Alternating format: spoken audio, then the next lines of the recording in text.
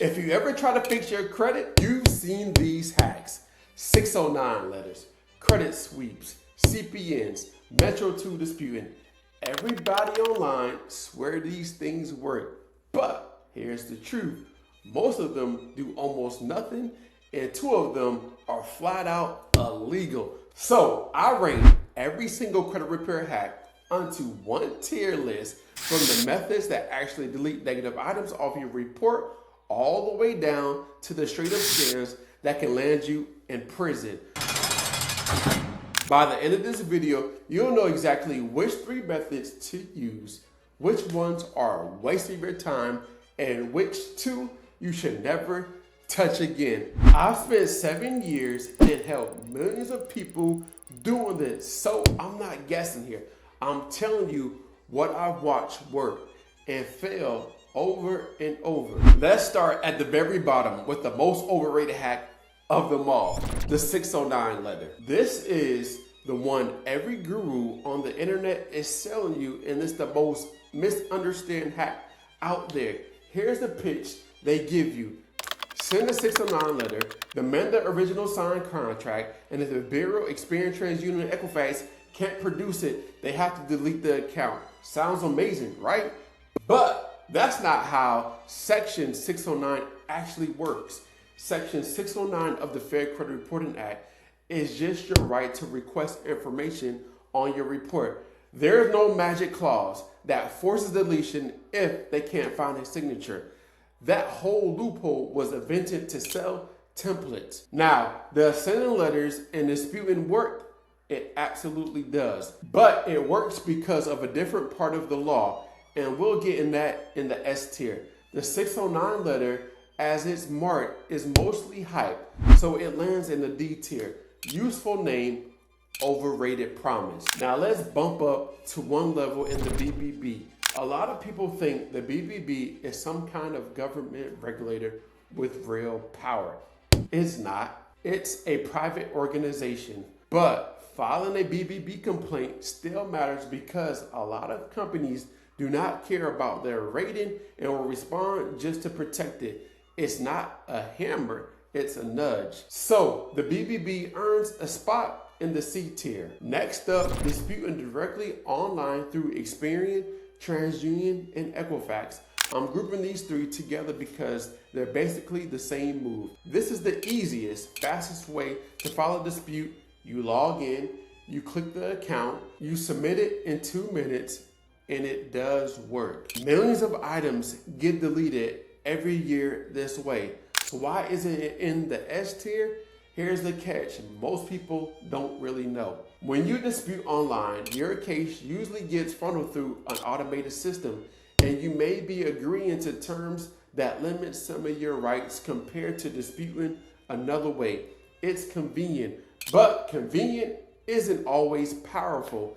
Think of online disputing as your entry point. The baseline everybody should start with, but not your finishing move. For that reason, the online dispute lands in the B tier. Great for round 1. Not what you lean on when a stubborn item won't budge. Now we jump in the A tier. One of these hacks most people actually sleep on. Filing the complaint with the state attorney general.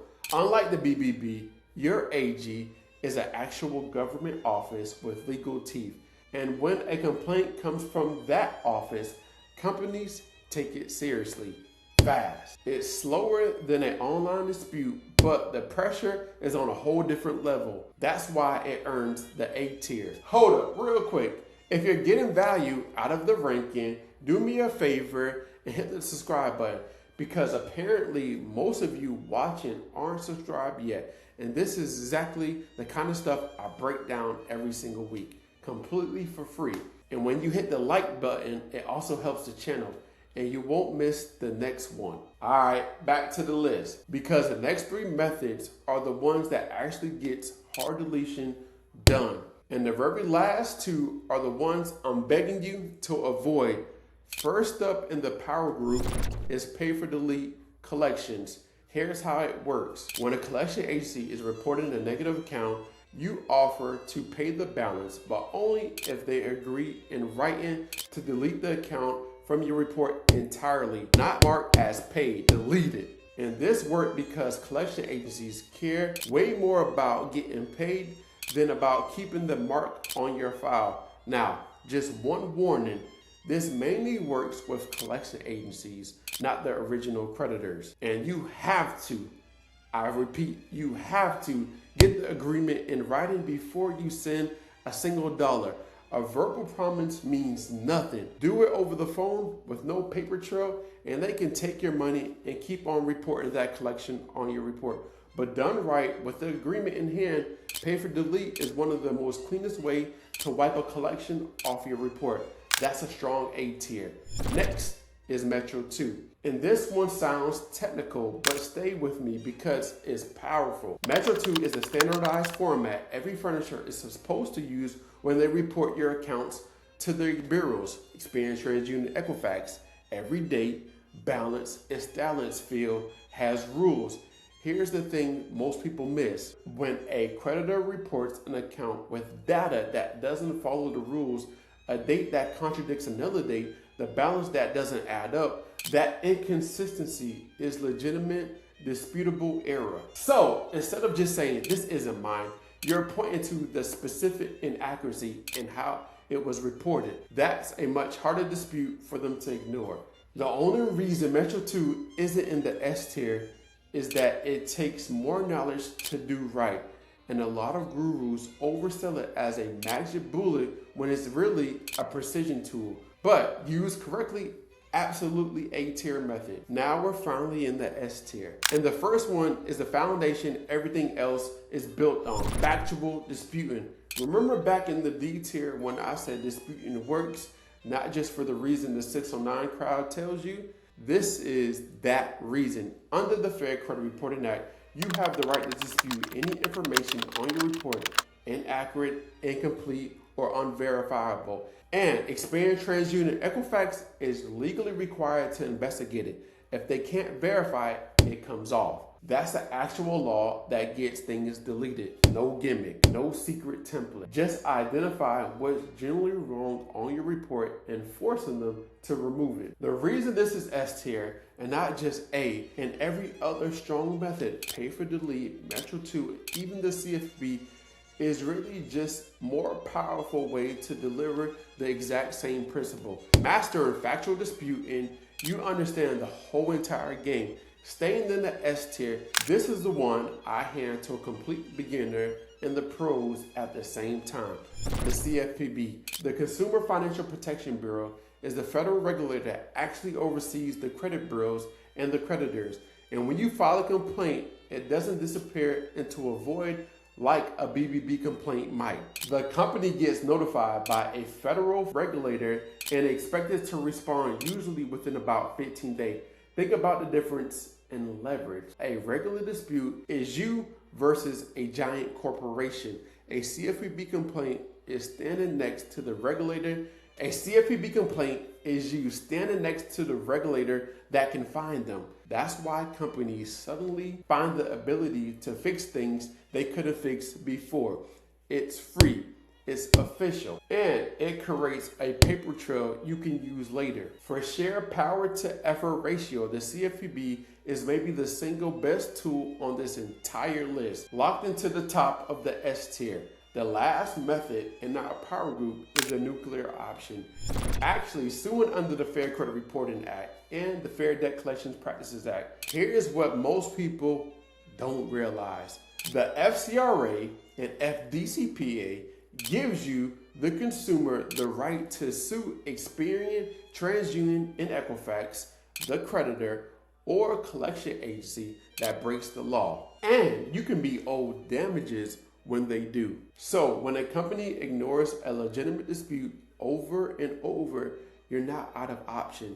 You have a legal weapon. Now that's the reason I'm putting this in the S tier.